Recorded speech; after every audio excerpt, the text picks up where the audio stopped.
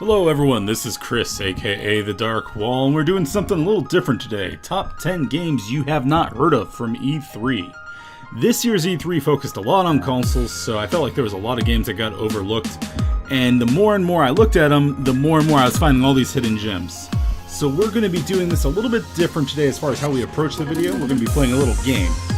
If you know everything that I've introduced you to, and this is all old news to you, you trendy gamer, leave us a dislike. But if I introduce you to something new that you think that you will like, leave the video a like.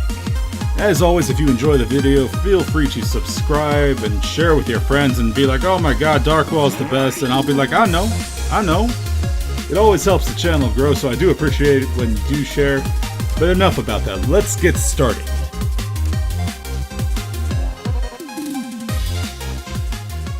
Okay, so at number 10 on the list, we have Raw Data. Not a lot of video on the game as far as how it's going to play out once it's further along. It's still a little bit early, but it's really cool. It's a wave defense game that takes place in a VR setup. You can have swords, guns, the usual stuff. It looks very immersive as far as like how your character holds the weapon being represented by how you're actually holding the weapon. It has a teleport system, which I like, because it uses that for movement, which is smart for a VR game, because, well, you obviously can't go walking 20 feet forward, or you're going to bust into your TV. So this game's looking pretty cool. Don't have VR, but it makes me want to get it.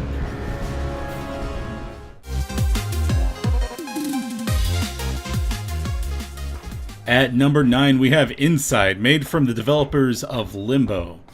This game takes place in a dystopian universe where there's this big, bad government, of course, because all governments that are big are automatically bad, and they have all these robots that they oppress people with.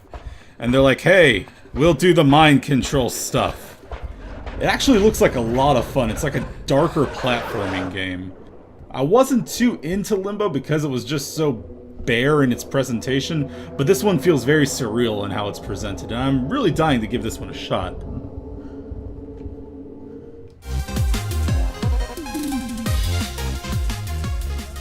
Alright, so next on the list we have Detroit.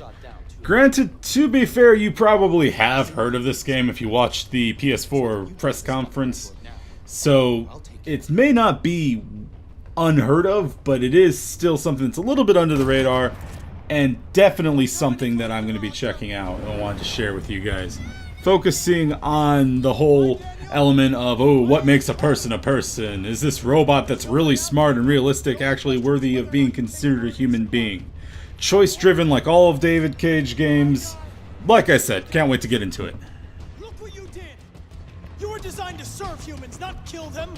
What was I designed to be? Their slave? Their toy? You're a machine you have to obey. Now put the gun down and let the hostage go. I've spent my life taking orders. Now it's my turn to decide.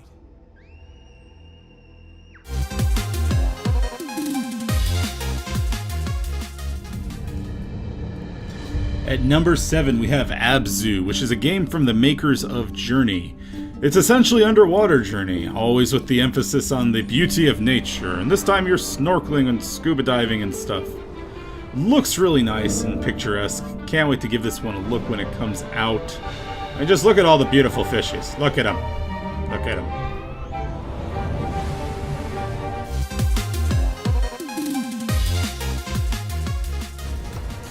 At number 6, Thumper. I'm not gonna lie, when I first saw this game, my immediate thought was Rez. Crazy techno roller coaster bullshit going on. Awesome techno track going. The boss is an enemy that is a giant skeleton head who shoots crazy lights at you, and his name is Crackhead. So, if you're into drugs, this game's for you.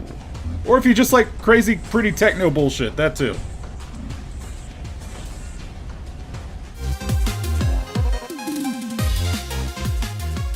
At number 5, Absolver. This is an arena game I can get into. Oh my god, this looks like Dark Souls made into a fighting game set in a multiplayer battle arena. Oh my god, yes. Okay. So yeah, it has it feels very Dark Souls in its movements. It's very loadout emphasized. The healing is sort of like a life gem as far as how they work it. But another awesome game they're putting in there, freaking God Hand combo custom system. Oh my god, cannot wait for this game.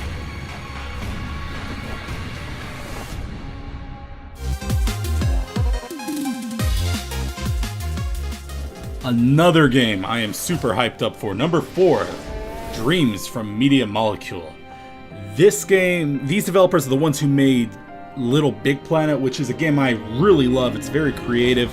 Haven't seen it on the channel, maybe that'll change. But this I like even more because it's like they took Little Big Planet's creative system, emphasized it around animation and sculpting, and took out some of the limitations, like how you're always limited to a sack person.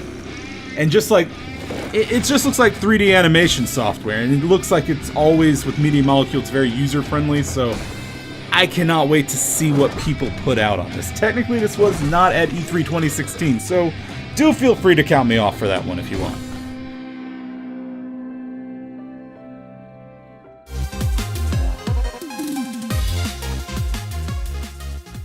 At number 3, we have Bound. As you all know, I love me some artsy-fartsy games, and this game does not look like it will disappoint. It's set in the surreal techno universe, and you play as this weird ballerina robot lady. I don't know, but it's really pretty, and the music is really pretty, so I want to play it, okay? Damn it.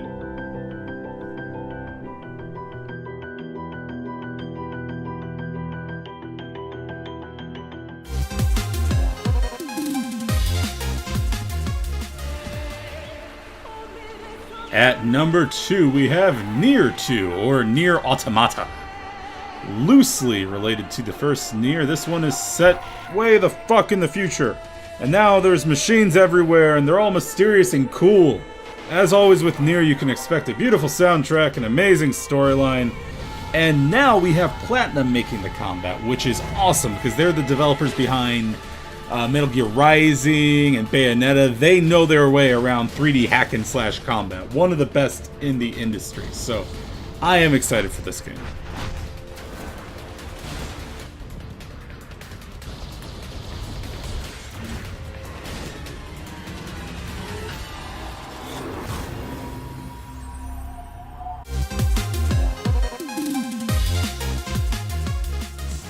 And at number 1, we have Fury. Now, this game is best described as a hack and slash bullet hell. It's got pretty pixel shaded graphics. Graphics really aren't the emphasis from what I've seen so far, though. The gameplay looks amazing. It's all about boss battles, which I love boss battles. And it reminds me a lot of if somebody made a Samurai Undertale. Which, as you know, I love me some Undertale. So, yes, this game is just looking awesome. Cannot wait to play. Alright, well that is it for my top 10 games that you may not have seen at E3 2016. If I did introduce you to something new and you thought it might be nifty to play, do be sure to leave a like I said, and if you are the coolest guy ever, and you're just like, no Darkwall, I know all of this, why are you so lame? Then go ahead and leave a dislike. Go ahead and do it. I don't even care. Whatever. Anyways, thanks again for watching. Do subscribe and share and all that good stuff. And I will see you in the next video. Goodbye.